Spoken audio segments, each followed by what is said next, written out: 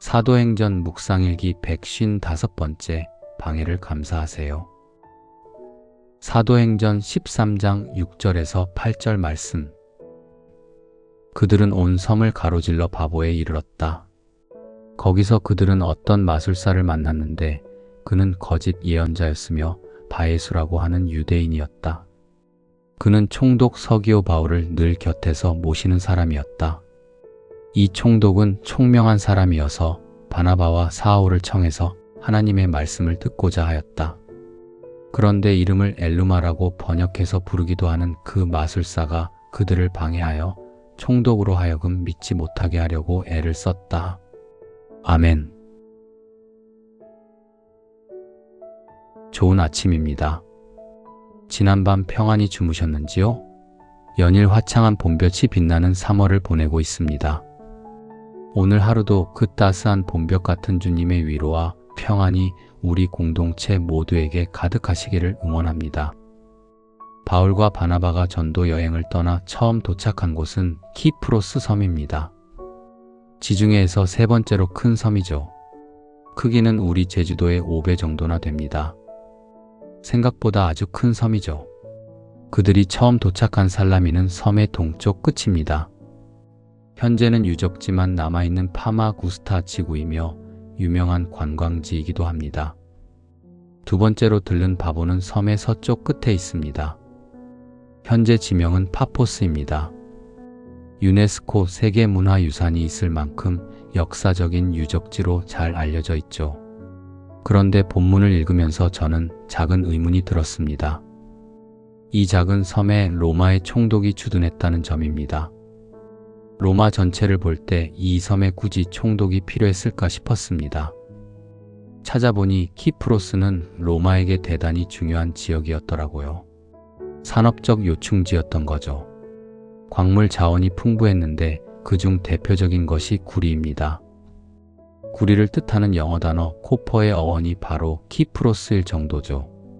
게다가 이곳은 유대 지역처럼 군사적 분쟁이 잦은 곳이 아니었습니다.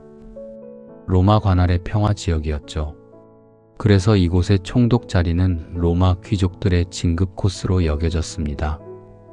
본문에 나오는 서기오 바울은 우리가 아는 빌라도보다 훨씬 뼈대 깊고 신분이 높은 귀족 총독이었던 셈입니다.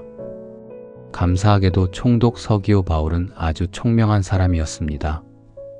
그래서 바나바와 사울을 청해 하나님의 말씀을 듣고자 했죠. 어쩌면 그가 바나바와 개인적인 면식이 있었던 것은 아닐까 조심스레 추측해 봅니다.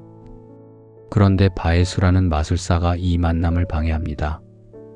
그는 총독 서기오 바울과 아주 밀접한 관계를 맺고 있었던 모양이에요.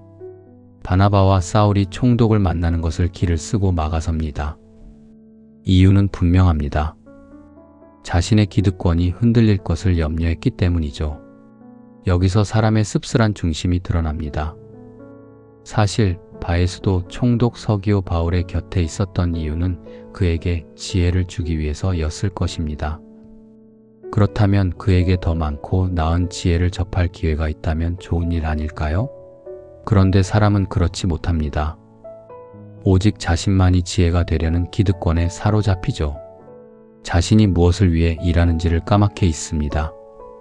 우리의 일상에 이런 일은 차고 넘칩니다. 우리는 나의 분량을 알아야 합니다. 내가 씨를 뿌렸다면 그것으로 족합니다. 내가 결과를 내지 않아도 나의 수고가 사라지는 것은 결코 아닙니다. 사람들이 내 수고를 알아주지 않아도 하나님은 다 아십니다. 그래서 이름 없이 빚도 없이 묵묵히 내 할 일에 최선을 다하는 사람이 바로 진짜 그리스도인입니다. 사실 제가 오늘 본문에서 깊이 깨달은 메시지는 이것입니다. 하나님의 일을 위해 용감하게 나섰다고 해서 모든 일이 다 잘 되는 것은 아니라는 사실입니다. 하나님이 길을 여셨다고 해서 방해물이 저절로 사라지는 것도 아닙니다. 바나바와 사울은 좋은 일을 위해 전도 여행을 떠났죠. 누군가를 해치려는 것이 아닙니다. 오히려 누군가에게 가장 귀중한 선물을 주기 위함이었습니다. 좋은 일을 위해 자신을 희생할 만큼 귀한 길이죠. 그렇다고 그 길이 늘 순탄치만은 않습니다. 성령의 인도를 받아 선한 사역을 시작하면 만사형통할 것 같지만 현실은 다릅니다.